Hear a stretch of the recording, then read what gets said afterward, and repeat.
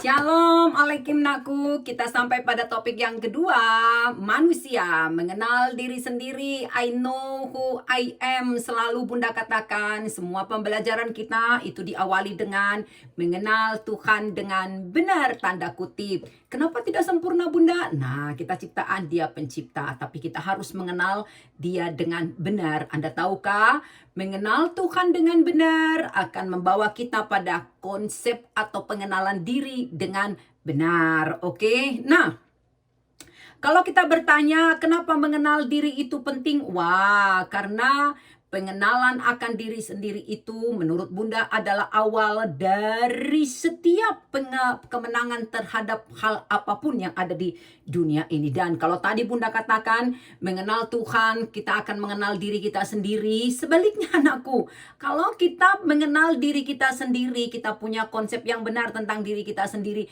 kita akan semakin mengenal Tuhan. Jadi kekaguman pada Tuhan akan membawa kita pada konsep yang benar tentang diri kita sendiri. Dan bahkan bukan cuma konsep yang benar tentang diri kita akan semakin mencintai Tuhan dan menghormati Tuhan. Ya, ingat ya, mengenal diri itu adalah awal setiap kemenangan hidup terhadap perkara apapun. Ada begitu banyak nakku kasus-kasus kesehatan mental seperti stres, depresi, insecure itu terjadi ketika seseorang tidak mengenal dirinya sendiri. Ada banyak relasi yang rusak, pranikah, pacaran, sampai ke pernikahan, sampai ke titik divorce, itu akarnya itu bisa jadi adalah karena tidak mengenal diri kita sendiri. Nah, hanya Bunda harus jujur mengatakan mengenal diri sendiri itu tidak mudah. Bahkan menurut Bunda pribadi ya jauh lebih mudah mengenal Tuhan daripada mengenal diri dan mengenal orang lain. Kenapa? Karena Tuhan transparan kasih tahu siapa dirinya di sini lewat firman-Nya, lewat ciptaannya, dan lewat banyak hal yang ada di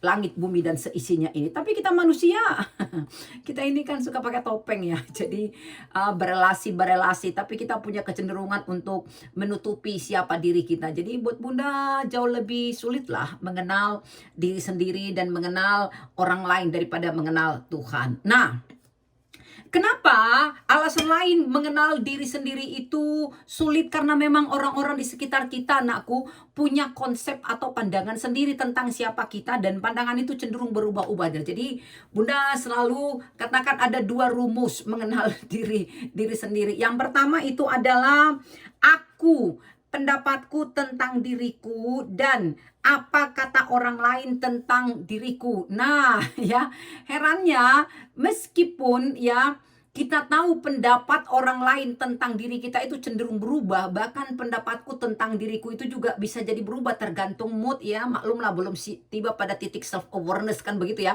Pendapat kita tentang diri kita itu kan bisa berubah-ubah. Pendapat orang lain tentang kita juga berubah-ubah. Tapi herannya kita lebih suka pegang ini konsep yang ini nih, yang berubah-ubah ini.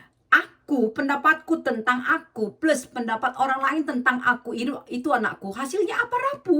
Rapuh sekali.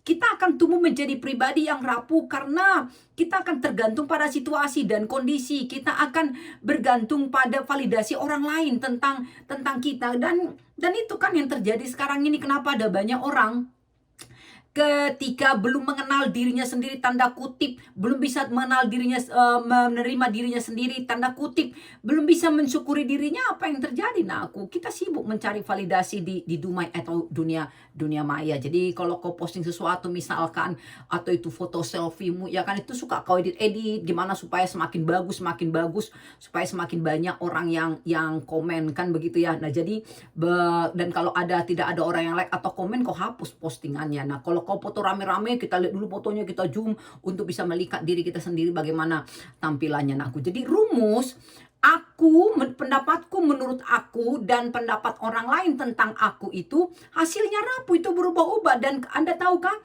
di pendapat orang lain ini bukan cuma ada orang tua kita, yang sejujurnya orang tua kita pun kadangkala berubah-ubah juga pendapatnya tentang kita ya. Jadi kenapa Bunda katakan begitu ya. Jadi kalau anaknya berprestasi, kalau IP-mu baik, dia akan mengatakan, anak bapak. Tapi coba kalau misalkan you terjun bebas nilainya atau IP-nya apa orang tua suka itu atau sering mengatakan, lu anak siapa sih begitu. Dia langsung lupa kalau lu itu anaknya. Bahkan kalau kami orang Batak yang belum hidup baru, kejam sekali lah perkataannya, dasar anak setan begitu. Dia lupa kalau anaknya itu dikatakan anak setan, sebenarnya kan dia duluan yang jadi setan. Karena itu kan anaknya ya, tapi begitulah. Jadi belum lagi di orang lain ini tanda kutip ada pacar, ada mantan, ada teman, sahabat, TTM, ada orang yang membenci kita. Wah, cenderung berubah-ubah pendapatnya tentang kita, anakku. Nah, itu sebabnya Bunda katakan ada rumus yang lain, dan itu gunanya kita belajar mengenal Tuhan dulu baru mengenal diri kita sendiri. Karena rumus yang kedua adalah apa kataku tentang diriku setelah aku mengenal Tuhan dengan benar, plus apa kata Tuhan tentang aku. Hasilnya itu wah kokoh. Mau lu dilempar kemanapun, mau dihina sehina apapun, mau lu dibolak-balikan kaki ke atas kepala ke bawah, you bisa tiba pada titik I know who I am. Kenapa?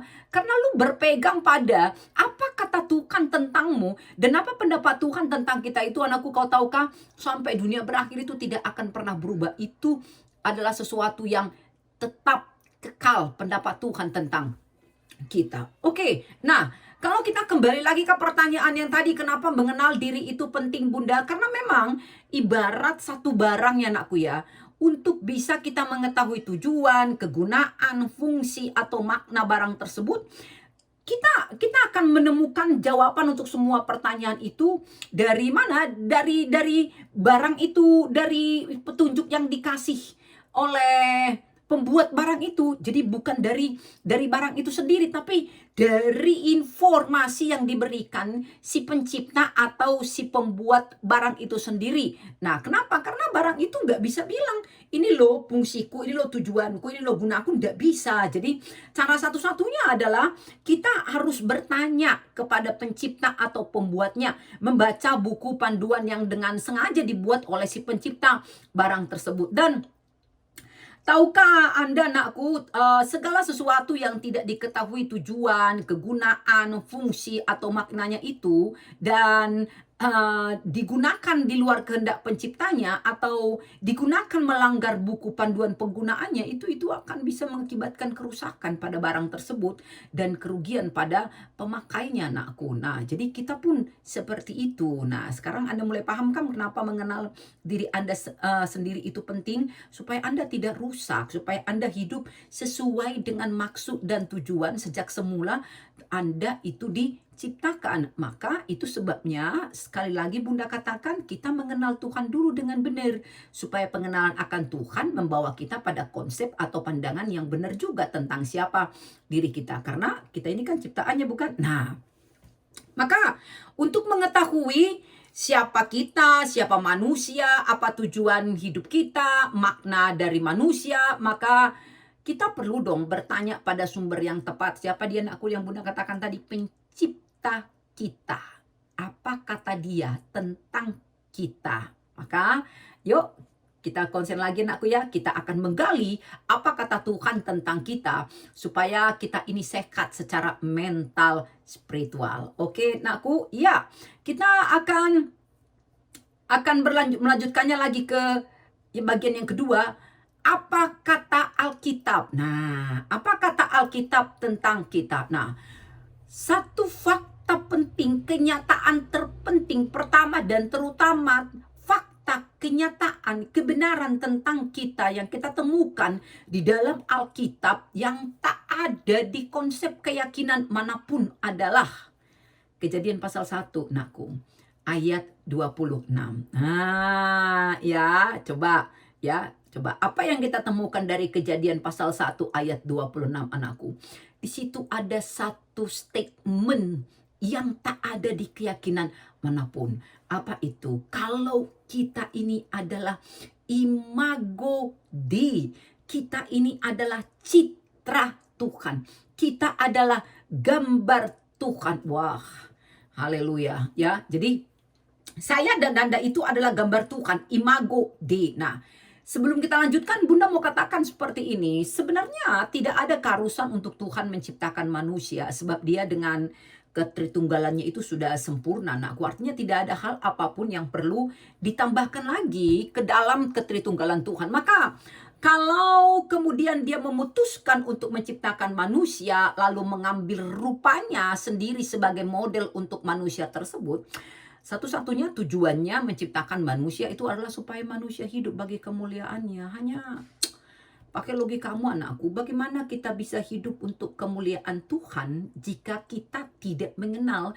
siapa diri kita, jika kita tidak paham apa arti segambar dengan Tuhan. Coba, sudah sering kan mendengar kata imago Dei? Coba kasih pendapatnya anakku. Apa sih artinya imago Dei? Segambar dan secitra dengan Tuhan. Apa sih artinya? Anda pasti pernah dong melihat gambar, foto, potret diri Anda maupun seseorang. Nah, sebuah gambar nakku akan disebut gambar dari wajah asli seseorang itu ketika antara gambar dan wajah asli si seseorang tersebut ditemukan detail-detail yang sangat tinggi, konsisten dan minim kesalahan. Dengan kata lain nakku, gambar dengan wajah aslinya itu sepresisi. Nah, contoh kecil, coba lihat wajah kamu tuh di layar. Atau coba lihat potret papa dan mama. Lu lebih mirip siapa nak? Ada yang lebih mirip mama, lebih mirip papa. Terus ada yang bilang, gue gak mirip papa dan mama. Mungkin kau mirip opung kau, nenek dan kakek kau nakku. Nggak mirip-mirip juga. Mungkin kau mirip dengan saudara dari papa atau dari mama. Nggak mirip-mirip juga, lebih mirip tetangga. Kau tanyalah papa dan mama kau nakku. Kau itu anak benernya atau anak... ya itulah. Tapi yang jelas harus ada ditemukan detail yang sangat tinggi, konsisten, dan minim kesalahan antara gambar dengan wajah asli yang ada di gambar tersebut. Nah, segambar dengan Tuhan juga demikian, tapi penting untuk Anda pahami nakku.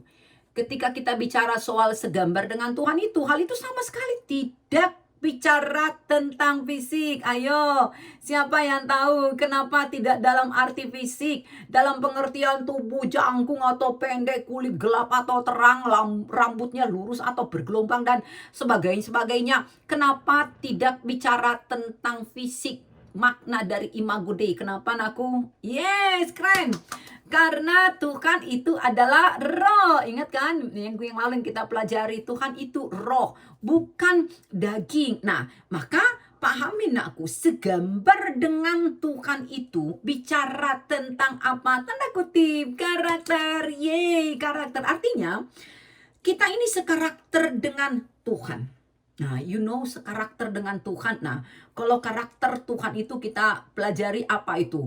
Kasih. Karakter Tuhan itu apa? Murah hati misalkan. Nah, coba nakku. Ya seharusnya gambar dengan aslinya itu ya tadi sepresisi. Maka seharusnya kita ini juga memiliki karakter kasih, ya kan? Karakter murah hati. Nah, itu contohnya nakku. Nah, kita akan melihat beberapa pengertian atau pandangan tentang imago Dei nakku. Nah, yang pertama itu kita lihat dari sudut pandang substantif. Ya, dia berkata seperti ini. Manusia itu adalah makhluk yang berkarakter moral, punya akal, punya kehendak bebas. Hal yang membuatnya berbeda dari makhluk hidup lainnya seperti binatang dan tumbukan. Nah, kita membaca nih. Mazmur pasal 8, 4 ke ayat 10. Wah, ini keren sekali nakku. Mazmur pasal 8, 4 ke ayat 10. Nah, coba perhatikan di situ kalimat. Namun engkau telah membuatnya hampir sama seperti Allah dan telah memahkotainya dengan kemuliaan dan hormat. Wow, keren sekali. Perhatikan kalimat hampir sama seperti Allah. Kenapa hampir sama? Ya dong, karena kita ciptaan dan dia adalah pencipta kita. Diciptakan hampir sama seperti Allah, dimahkotai dengan dua kata, kemuliaan dan hormat. Nakku, ini adalah hal yang sangat sering kita lupakan. Kenapa kita lupa kalau kita itu diciptakan hampir sama seperti Allah, sehingga akhirnya apa? Kita sering membuat diri kita itu menjadi apa ya, murahkan dan rendahkan. Kita sering mengata-ngatai ya, melebeli diri kita, misalkan lu kalkulus misalkan bermasalah ya, kok nggak paham-paham gitu, lalu kok klaim dirimu bodoh kali, mengaku kalkulus aja nggak bisa, atau orang lain bilang begitu. Lu udah dijelasin bolak-balik kenapa sih ya otak lu nggak terima, emang bodoh kali. Nah itu kan label yang merendahkan kita ya. Nah jadi ketika kita merasa tidak mampu melakukan sesuatu, atau ketika kita melakukan kesalahan, ketika kita gagal, maka kita melebeli diri kita sendiri. Yang heran dan aku yang lucu adalah kita bisa dengan bebas melebeli diri kita sendiri dengan hal-hal yang buruk dan hal-hal yang negatif. Tapi kalau orang lain yang melebeli kita seperti itu, ngamuk kita. Apa kau bilang kau bodoh, kau juga emang udah hebat-hebat kali kau. Bisa berantem kita, anakku. Nah jadi padahal apa kata firman Tuhan? Diciptakan hampir sama. Bayangkan aku kalau kebenaran ini termaterai dalam hatimu. Kau tahu nilai diri kau itu segitu kerennya, dimahkotai dengan dua hal, mulia dan hormat. Tuhan itu mulia dan hormat, you pun seperti itu karena kau diciptakan segambar dengan Dia. Coba nakku kalau itu termaterai di dalam dirimu. Wah, kita tidak akan memandang diri kita ini berdasar pendapat orang lain tentang kita. Enggak, insecure, masalah mental lainnya itu enggak akan muncul. Karena kenapa? Kita tahu, I know who I am. Kita punya value yang jelas, nilai diri yang jelas, nakku. Jadi spesial Bunda mau bilang begini nakku ya, kepada Anda cowok-cowok yang tanda kutip sering terlalu ramah, rajin menyamar dengan cewek, katanya mencintai tapi tak mampu menjaga dia. Hati-hati nakku ya, hati-hati nakku. Itu justru adalah sebuah sikap atau bukti kau belum kenal diri kau sendiri. Kau belum sampai pada titik self awareness, kau belum bisa menerima diri kau sendiri. Karena hanya orang yang belum kelar dengan dirinya lah yang punya kecenderungan untuk merusak orang lain. Karena mustahil you bisa menerima orang lain kalau kau belum bisa terima dirimu sendiri. Kalau kau belum bisa menghormati dirimu, menghargai dirimu, kau tidak akan bisa menghargai dan menghormati orang lain. Jadi tolong ya cowok-cowok ya, justru kalau kau mengatakan ke cewek yang gampang kau pegang, murahan kali dia, kau lebih lagi lebih murah kau dari itu sebenarnya. Dan termasuk cewek-cewek nakku ya, kalau ada cowok yang macam ini nakku, udah langsung aja tendang aja ke laut. Nah kalau kau tak berani aja Bunda, berikut Bunda tendang ya manusia-manusia yang kayak begini, yang nggak mengerti siapa dirinya. Nah bahkan kalau misalkan nakku, kau adalah orang yang tumbuh dari penolakan. Kau ditolak karena kau terlahir perempuan sama seperti Bunda. Kau lahir atau besar di pola asuh yang tanda kutip tidak sehat. Orang tuamu sering memperbandingkanmu, sering juga melebelimu dengan label-label yang tidak benar. Sekarang setelah kau satu kebenaran yang luar biasa, kalau kau itu adalah imago Dei, gambarnya Tuhan, citranya Tuhan, self-talk. Nah, kau bilang, gue gambarnya Tuhan. Supaya apa? Kau bisa berpulih dari lukamu karena dilebeli dengan label-label yang negatif, direndahkan oleh orang lain. Entah itu orang tuamu atau saudaramu atau pacarmu sendiri. Nah, perhatikan dua kata yang tadi anakku, yang Bunda katakan itu sering sekali kita lupakan ya, bahwa kita ini makhluk yang mulia dan makhluk yang terhormat. Maka pahami nakku, nilai diri kita itu bukan pada apakah orang lain menerimamu atau menolakmu, bukan aku. Nilai diri kita itu terletak pada apa? Kebenaran, pada fakta. Kita diciptakan hampir sama seperti Tuhan. Jadi kalau kau pernah dengar lagu seperti ini, ku mau sepertimu Yesus, disempurnakan selalu. Nah, jadi itu karena kita nanti minggu depan topik kita yang ketiga, telah jatuh ke dalam dosa, lalu kita bernyanyi, kita mau menjadi seperti, padahal dari awal kita diciptakan seperti Tuhan. Dan menjadi seperti Tuhan itu nakku, bukan nanti setelah kita mati, sudah terlambat sudah itu. Itu adalah proses yang seharusnya kita jalani sejak kita masih ada di dunia ini. 1 Yohanes 2 ayat 6, apa katanya ya? Barang siapa berkata percaya pada Tuhan, dia wajib hidup sama seperti Tuhan. Jadi Nyanyikan lagu itu karena memang kau rindu untuk diubahkan oleh Tuhan, dikembalikan pada nilai dirimu yang mulia dan terhormat. Jadi jangan pernah lupakan hal itu, nakku ya. Kalau kau makhluk yang bermoral, makhluk yang punya akal budi, makhluk yang punya free will, kebebasan, kita bukan robotnya Tuhan, bukan. Kita ini dikasih kebebasan untuk bisa mengasihi atau memberontak, untuk menjadi baik atau tidak baik. You yang pilih, anakku, oke? Itu yang pertama, anakku. Yang kedua, kita lihat menurut pandangan fungsional, apa katanya. Imago Dei itu artinya manusia diberi tugas untuk menguasai, menaklukkan, dan mengelola bumi dan seisinya. Nah, dan untuk tugas tersebut, Tuhan itu memperlengkapi kita dengan akal budi. Tadi kan sudah ya, dengan talenta, dengan potensi, supaya kita berfungsi sebagaimana seharusnya. Nah, ada satu ayat yang menurut Bunda ya aneh tapi nyata ya kan. Kenapa Bunda katakan aneh tapi nyata? Coba cek nakku, Kejadian 2 ayat 15. Cek. Nah, jadi kita kan sama-sama tahu ya, sebelum Tuhan menciptakan manusia, diciptakan dulu langit, bumi dan seisinya. Bahkan setelah itu dia ciptakan spesial Taman Eden sebagai tempat manusia itu tinggal. Dan setelah manusia pertama Tuhan ciptakan dibawa ke Taman Eden, herannya itu yang Bunda katakan tadi, lucunya Tuhan itu tidak bilang welcome, selamat menikmati. Enggak begitu, nakku. Tuhan justru mengatakan apa? Setelah ditempatkan di Taman Eden, apa katanya? Usahakan dan pelihara taman ini. Wah, bukannya selamat menikmati, karena semuanya tersedia di situ. Tapi Tuhan justru memakai dua kata kerja agar manusia pertama itu mengusahakan dan memelihara taman itu. Nah, kenapa, nakku? Kenapa seperti itu? Nah, coba kita mengecek lagi satu ayat lagi. Mazmur 139 ayat 13 sampai dengan 16, nakku ya. Sudah lihat itu ya, 13 sampai dengan 16. Nah, di situ dikatakan apa? Kejadianku dahsyat dan ajaib. Ajaib apa yang kau buat, dan jiwaku itu benar-benar menyadarinya. Engkau sudah melihatku selagi aku bakal anak, dan hari-hari yang akan kulalui pun semuanya itu sudah ada, sudah tertulis, sudah dibentuk. Ya itu kan. Jadi artinya itu apa, anakku? Kita ini tidak dibentuk secara kebetulan, tetapi dibentuk secara sengaja. Bunda paling suka dengan kata menenun di ayat itu. Engkau menenun aku dalam kandungan ibuku.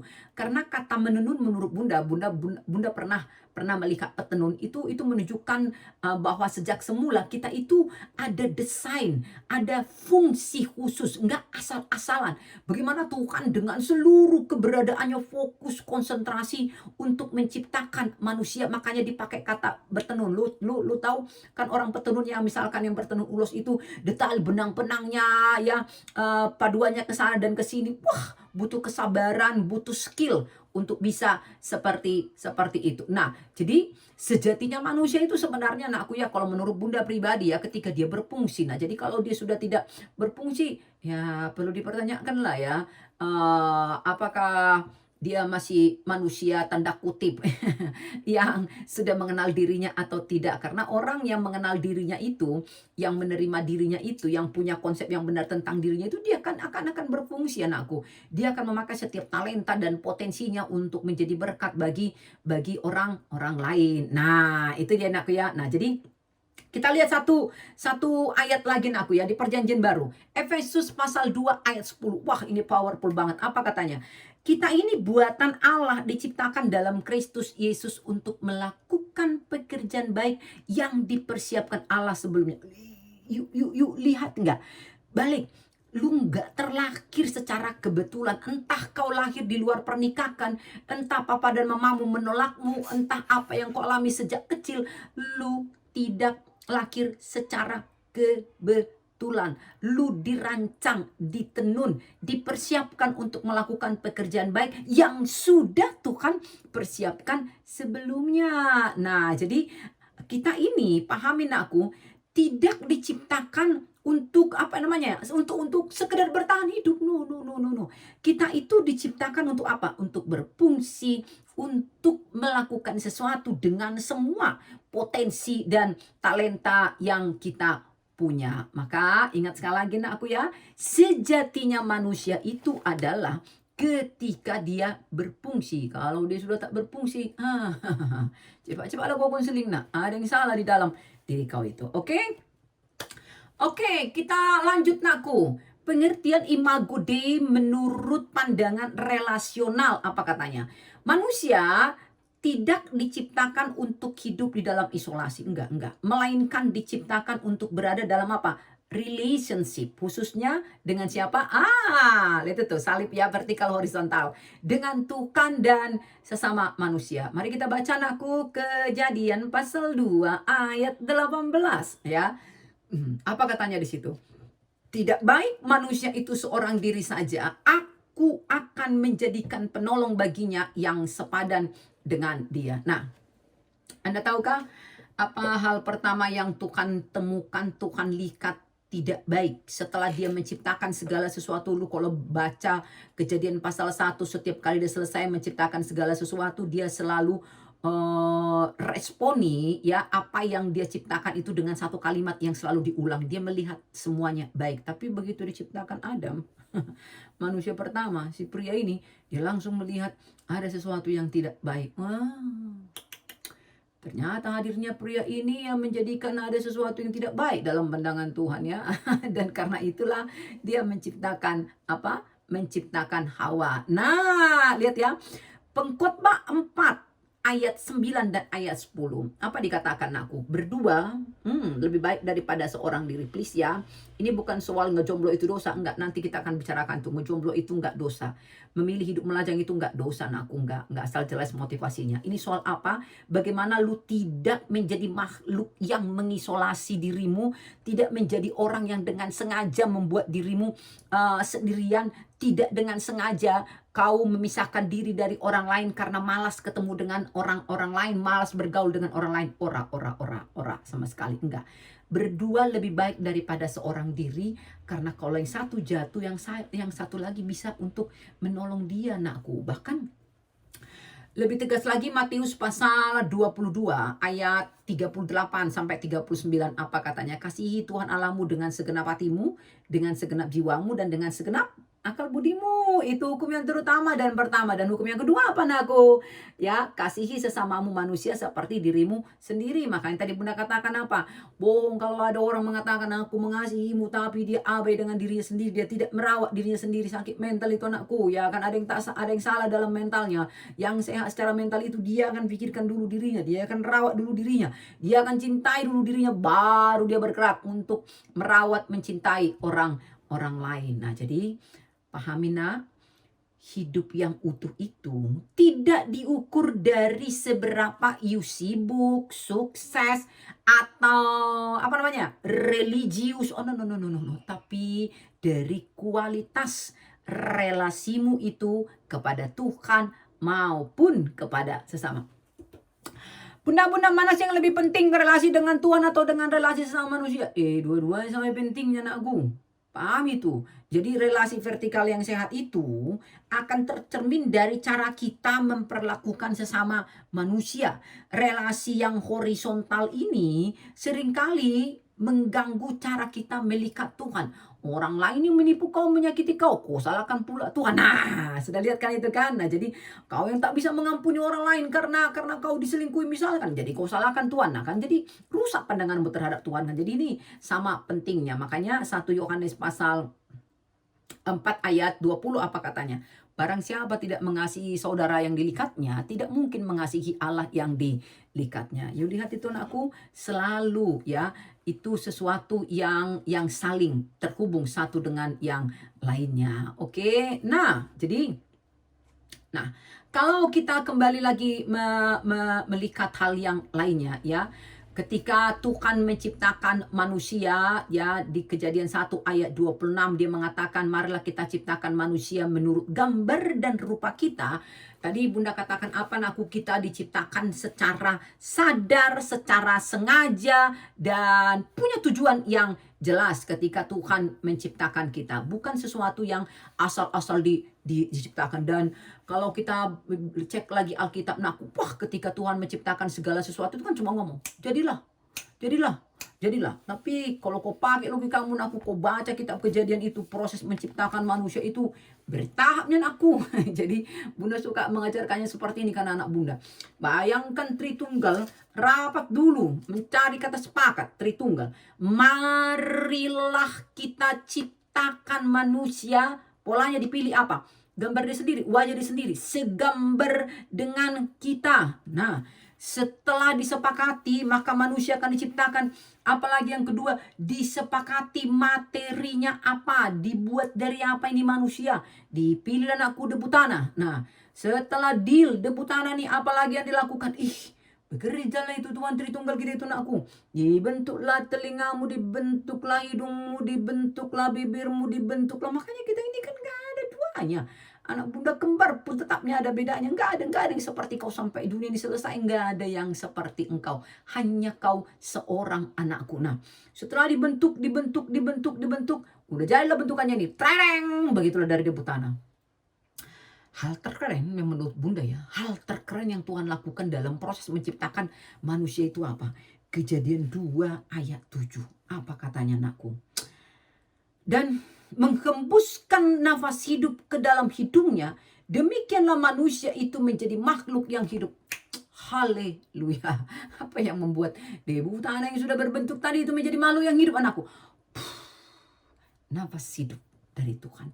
Ketika Tuhan memberikan rohnya di dalam diri kita. Keren kali ya. Merasa cuma kita yang punya konsep ini. Sudah diciptakan segambar dengan dia. Ditaruh pula rohnya di dalam diri kita, ya kan? Supaya kita memang terhubung dengan dia. Karena salah satu ya, menurut Bunda ya, salah satu maksud Tuhan menciptakan kita segambar dengan dia itu. Supaya kita terhubung, terkoneksi dengan Tuhan yang menciptakan kita. Dan untuk urusan atau maksud terkoneksi ini, ditaruhnya lah rohnya di dalam diri kita. Nah, wah. Ini hal yang tak ada dimanapun dan juga yang tak Tuhan lakukan ketika menciptakan makhluk hidup lainnya. Nah, dan kau tahu nakku, nanti ini tak akan perdalam di materi okultisme. Inilah justru yang membuat juga kita sampai pada sebuah kebenaran. Kalau manusia itu mati, apa dikatakan? Pengkhotbah pasal 12 ayat 7. Debu, karena kita berasal dari debu nakku. Debu ini akan kembali menjadi tanah seperti semula. Kemudian roh itu kembali kepada Tuhan yang mengaruniakannya. Makanya Bunda bilang sama kau anakku, kekristenan itu tak mengenal roh yang gentayangannya. Tak ada ceritanya. Kalau nanti Bunda mati, jangan pula kau bilang, datang ke Telkom Jakarta, Bunda Pendeta Mareta, sorry to say, gue kelar. Kenapa? Karena roh Bunda itu sudah kembali kepada pencipta Bunda, kepada pencipta. Pahamin aku. Jadi mengenal Tuhan dengan benar membawa kita pada pengenalan akan diri sendiri. Gak cuma selama kita di dunia ini, sampai nanti kalau kita mati, kita itu jelas kemana aku. Tak gentayangan kita di dunia ini macam konsep-konsep yang ada di dunia ini. Gak ada nakku ya. Jadi itu dia yang penting kau pahami. Bagaimana dengan Hawa Bunda? Hawa kan diciptakan dari tulang rusuk. Apakah kalau mati nanti balik ke tulang? Enggak juga anakku, enggak balik jadi tulang, enggak juga anakku. Dia kan diambil dari tulang rusuk Adam. Tulang ini kan bahan dasarnya ini kan debu. Jadi baik laki-laki maupun perempuan ya kembali menjadi debu. Rohnya kembali kepada penciptanya. Dan yang tak boleh Anda lupakan apa? Ketika Tuhan memutuskan untuk menciptakan manusia, perhatikan, Bunda balikanlah berfokus. Tuhan itu cuma menciptakan 2 jenis manusia, laki-laki dan perempuan. Jangan kau tambah dengan setengah laki-laki, setengah perempuan ya, atau setengah laki-laki. Tidak ada, hanya 2 jenis kelamin saja, laki-laki dan perempuan. Maka jenis kelamin itu bukan hasil budaya cinta sayang Bunda, bukan perkembangan sosial, bukan pilihan manusia, tapi bagian dari desain ya, desain penciptaan Tuhan. Oke ya, lanjut. Yes, kita lanjutkan lagi ya. Maka kita melihat lagi, apa sih tujuan setelah semua tadi yang kita bahas itu? Apa sih sebenarnya tujuan Tuhan ini menciptakan kita segambar dengan Tuhan? Nah, itu ya. Coba ada satu ayat lagi dari Yesaya 40 43 anakku ayat 7. Apa dikatakan? Setiap orang yang disebutkan dengan namaku yang kuciptakan untuk kemuliaanku, balik yang Bunda bilang tadi itu ya. Kita memang diciptakan untuk kemuliaan Tuhan anakku. Makanya penting untuk kita mengenal Tuhan dengan benar, mengenal diri kita dengan benar, agar setiap hal yang kita lakukan, yang ingin kita raih dalam hidup ini, itu balik bagi kemuliaan nama Tuhan. Roma 11 ayat 36 apa katanya? Segala sesuatu dari Dia dan oleh Dia dan kembali kepada Dia. Jadi artinya begini nih. Kita tidak hanya tahu tujuan awal. Nih, tujuan awal aku diciptakan apa itu ya? Ya untuk kemuliaan nama Tuhan. Jadi aku ciptaan Tuhan nih. Aku diciptakan untuk kemuliaan Tuhan. Tapi kau juga tahu tujuan akhirnya. Tujuan akhirnya. Bahwa ketika Tuhan menciptakanmu, mengizinkan kau terlahir ke dunia ini, you pun dengan mengenal Tuhan dengan benar dan mengenal diri kau dengan benar, kau pun tahu tujuan akhir kau nanti akan kemana? Sorga. Haleluya. Yes. Yes. Dan bukan cuma tahu nanti aku ke surga, enggak. Tapi kau ngerti bagaimana aku harus hidup, bagaimana seharusnya aku hidup selama di dunia ini supaya nanti aku mendarat manis di surga. Nah, dengan demikian kita baru Dengan demikian kita baru memiliki sebuah kehidupan yang berarti, nggak cuma sekedar bernapas doang. You pernah nggak dengar lirik lagu, udah tua sekali lagu ini, tapi buat Bunda ini selalu keren, merema dalam hati Bunda. Apa artinya hidup bila hanya bernafas? Kucing pun bernafasnya, ya kan? Jadi apa bedanya dengan kucing? Kalau kucing kau ditanya, meong manis, kenapa kau hidup? Jawabannya apa? Meong, kan begitu doang. Tapi kalau kau ditanya, kalau Bunda ditanya, harusnya Bunda bisa menjawab. Kenapa Bunda hidup? Apa yang menjadi tujuan hidup Bunda? Filipi 1 ayat 21. Sebab bagiku hidup adalah Kristus dan mati adalah keuntungan. Artinya apa anakku? Makna hidup itu muncul ketika kita tahu dari mana kita berasal. Dari Tuhan, dari debu tanah. Kemana kita sedang diarahkan oleh Tuhan. Pada kemuliaan, surga, kekekalan. Keren kan? Keren. Maka ketika Anda tahu itu, maka Anda nggak lagi sekedar hidup, nggak sekedar bernapas, tetapi berusaha berjalan on the track sesuai dengan peta rohani yang Tuhan berikan kepada kita. Maka kalau hidup itu sudah jelas tujuannya, anakku, bukan berarti hidup kita itu nggak lagi masalah. Enggak begitu juga. Masalah itu kan sudah bagian dari kehidupan. Masalah itu akan berhenti kalau kita mati. Hidup yang tahu tujuannya itu apa, dari mana dia dan akan kemana itu, tetapnya ada masalah. Tapi hidupnya itu tahu ya siapa yang memegang arahnya gitu loh. Jadi ketika dia bermasalah, ketika dia jatuh, dia tahu kemana dia harus pergi. Maka pahami nakku, ketika manusia itu terputus dari Tuhan, kita akan kehilangan akan menyimpang, kita kehilangan arah. Ketika kita hanya fokus untuk hari ini, kita juga akan kehilangan tujuan. Tapi kalau ketika kita hidup dalam hubungan kita dengan Tuhan, kita paham tujuan awal dan tujuan akhir, disitulah hidup kita itu menjadi sungguh-sungguh berarti. Keren sekali anakku ya. Yes, keren sekali.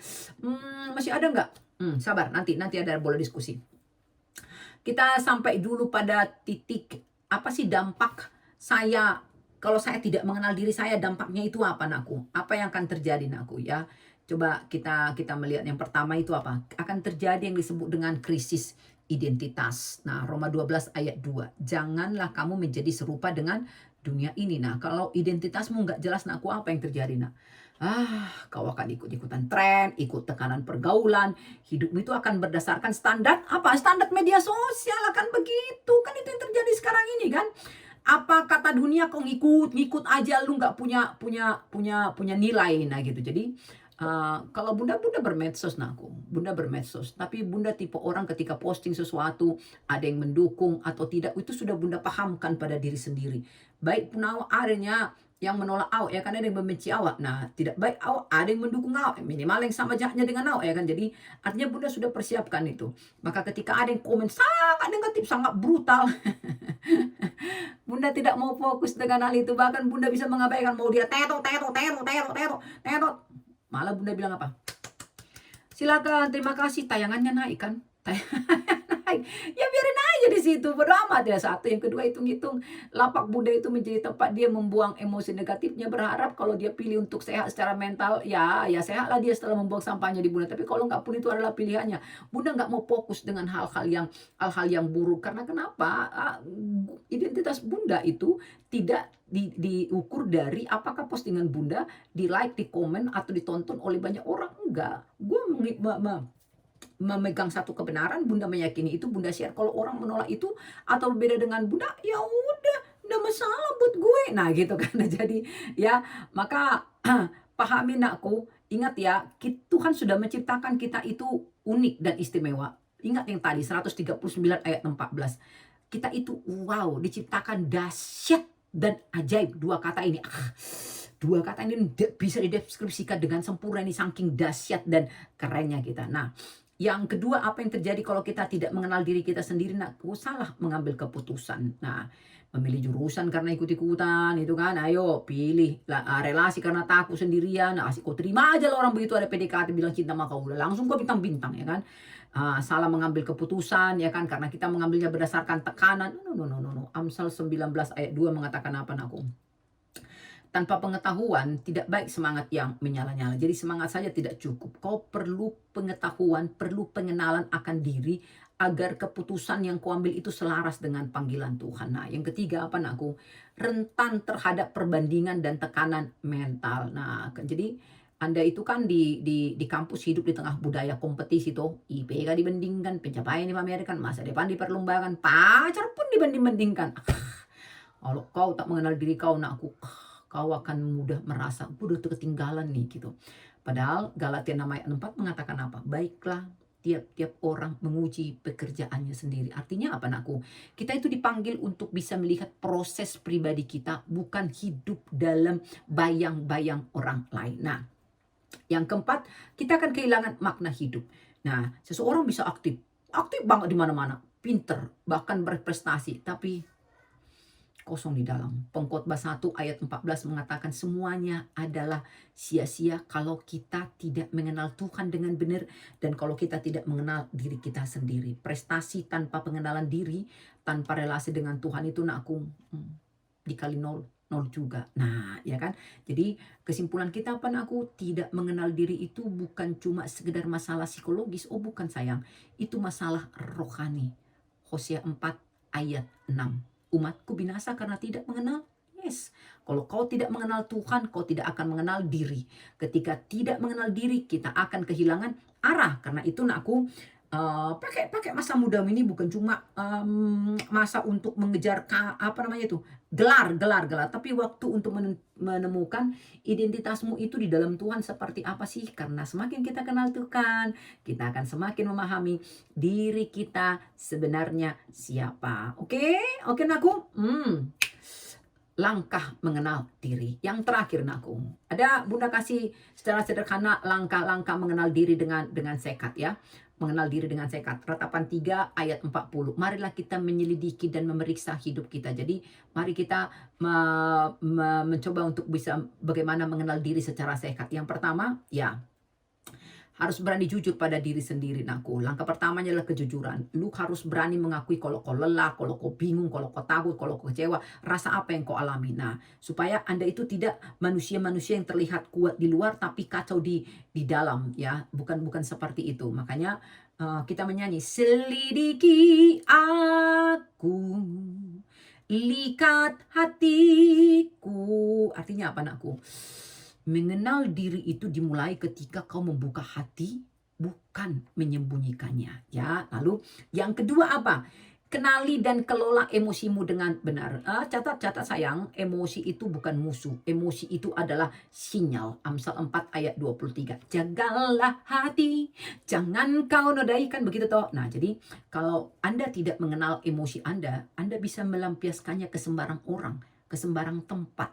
Anda bisa menyimpan kepahitan, atau Anda bisa jadi meledak suatu saat karena Anda menekan stres. Nah, mengenal diri itu nakku berarti Anda paham apa yang sedang terjadi dalam diri Anda.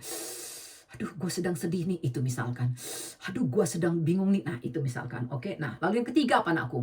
Menerima kekuatan dan kelemahan diri. Nah, jadi tidak semua orang sayang punya talenta yang sama, tidak semua orang punya proses yang sama. Bunda juga punya kekurangan, Bunda juga punya kelebihan, tetapi belajar mengenal Tuhan dan mengenal diri sendiri, Bunda lebih suka expose atau perbesar kapasitas Bunda di kekuatan Bunda, tanpa menolak kelemahan Bunda. Enggak, kelemahan ini Bunda pakai untuk bagaimana? Mewaspadakan diri Bunda sendiri. Nah, Roma 12 ayat 6. Demikianlah kita mempunyai karunia yang berlain-lainan menurut kasih karunia yang dianugerahkan kepada kita. Artinya perbedaan itu bukan ancaman, itu rancangan Tuhan. Jadi kau tengoklah di medsos itu, atau di dunia nyata, kalau kau ketemu dengan orang yang berbeda, langsung kebakaran jenggot kau, langsung naik tensi kau, maki-maki apa segala macam, mulut kau macam toilet. Itu bukti kau tak kenal Tuhan kau. Kau tak kenal diri kau sendiri. Ya kan? Tanda kutip ada yang terganggu di dalam mental kau, anakku. Saat kita tidak menerima diri, kita akan terus membandingkan diri. Tapi saat kita menerima diri, nakku, kita bisa bertumbuh dengan sehat. Yang keempat, buka diri pada relasi yang sehat. Kenapa tadi Bunda katakan? Karena kita tidak diciptakan untuk mengisolasi diri kita. Amsal 27 ayat 17. Besi menajamkan besi, orang menajamkan sesamanya. Nah, jadi sering lo terjadi seperti ini, nakku. Kita baru kenal diri kita ketika kita ditegur, ketika kita didukung, ketika kita didoakan, atau ketika kita didampingi. Jadi relasi yang sehat itu membantu kita justru melihat diri kita untuk lebih melihat diri kita dengan lebih objektif lagi. Nah, dan jangan lupakan, mengenal diri itu jangan di luar Tuhan. Artinya kita harus melibatkan Tuhan dalam proses, ya, proses mengenal diri. 2 Korintus 3 ayat 18. Dan kita semua mencerminkan kemuliaan Tuhan, diubah menjadi serupa dengan gambarnya. Jadi semakin kita dekat dengan Tuhan, semakin jelas identitas kita. Karena pada akhirnya kita ini bukan sekedar produk lingkungan atau tekanan sosial. Kita ini adalah ciptaan Tuhan yang punya tujuan yang jelas. Maka ingat lagi nakku, mengenal diri yang sehat bukan proses instan. Itu perjalanan yang jujur, bertahap, dan penuh pertolongan Tuhan. Ingat, kalau kau tak kenal dirimu, maka dunia ini akan memberimu label. Tapi kalau kau mengenal dirimu di hadapan Tuhan, kau akan temukan arah hidupmu. Disitulah kita akan memiliki hidup yang utuh. Oke, ada pertanyaan aku? Silakan. Koprek-koprek semuanya. Bunda suka kalau banyak pertanyaan. Oke?